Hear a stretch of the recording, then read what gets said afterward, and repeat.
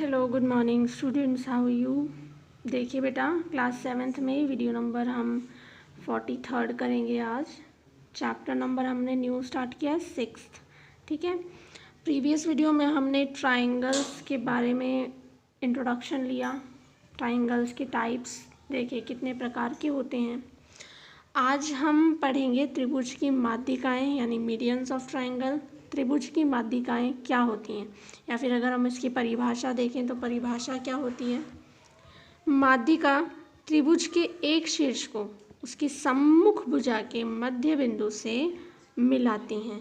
क्या होती है माध्यिका कि त्रिभुज का कोई भी एक शीर्ष होगा, त्रिभुज के एक शीर्ष को उसके सम्मुख यानी कि उसके सामने वाली जो भुजा है, ठीक है, सम्मुख जो भुजा है, सम्मुख भुजा के मध्य बिंदु से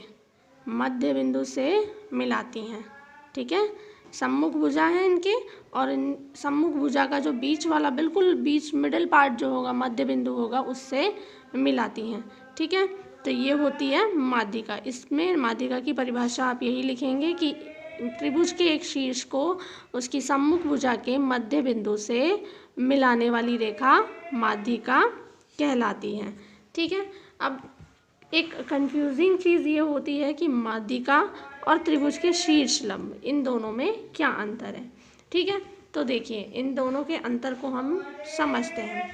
देखिए ये जैसे एक त्रिभुज है, ठीक है, अब आपने यहाँ माध्यिका बनाई। माध्यिका तो मिडिल पॉइंट होगी जो दोनों को बराबर भागों में बांट देती है। ठीक है, लेकिन जो शीर्ष लंब होता है वो क्या होता है, किसी शीर्ष से डाला गया लंब। लंब कितने डिग्री पर डलता है बेटा, 90 डिग्री पर।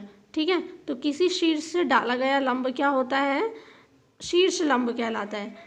कई बार ऐसा होता है, जैसे अगर हम समबाहु त्रिभुज की बात करेंगे तो समबाहु त्रिभुज का जो शीर्ष लंब होता है वही उसकी माध्यिका भी होती है, क्योंकि ये शीर्ष लंब भी दोनों को बराबर भागों में बांट रहा है, तो ये क्या हो जाएगी, इसकी माध्यिका भी हो जाएगी और शीर्ष लंब भी हो जाएगा।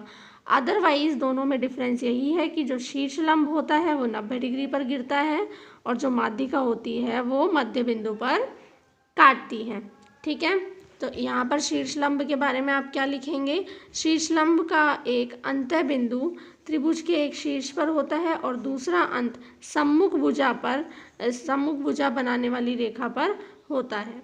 ठीक है, प्रत्येक शीर्ष से अगर आप लंब खींच रहे हैं तो शीर्ष लंब सिर्फ एक ही खींचा जाता है और इसे त्रिभुज की ऊंचाई कहते हैं।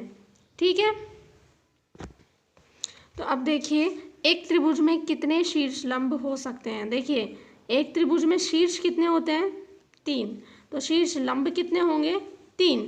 इस तरीके से 3 शीर्ष लंब यहाँ पर हो जाएंगे। ठीक है, अब देखिए यहाँ पर 3 अलग अलग तरीके के अगर हम त्रिभुज देखें, न्यून कोण त्रिभुज, समकोण त्रिभुज और अधिक कोण त्रिभुज, तो क्या होगा।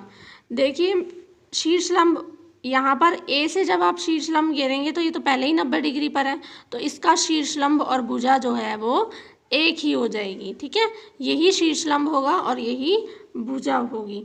ठीक है, जबकि अधिक कोण में शीर्ष लंब और भुजाएं अलग अलग होंगी, न्यून कोण में भी शीर्ष लंब और भुजाएं अलग अलग हो सकती हैं।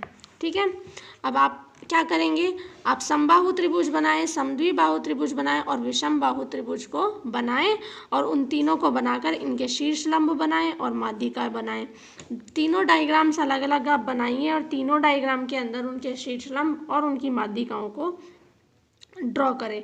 ठीक है, जिसमें आप देखेंगे कि समबाहु जो त्रिभुज होता है उसका शीर्ष लंब और उसकी माध्यिका एक ही हो सकती है, जबकि समद्विबाहु त्रिभुज है उसमें भी शीर्ष लंब और माध्यिका एक ही बन सकती है, और जो विषम बाहु त्रिभुज होता है उसकी शीर्ष लंब और माध्यिकाएं दोनों अलग अलग होती हैं। ठीक है, यहाँ पर कुछ भी कॉमन विषम बाहु त्रिभुज में नहीं होता है। नेक्स्ट वीडियो के अंदर हम एक्सरसाइज शुरू करेंगे, तब तक के लिए आप इन सारी जो प्रॉपर्टीज़ हैं, गुणधर्म हैं, इन्हें याद कीजिए और इन्हें आप CW के अंदर कीजिए। Thank you.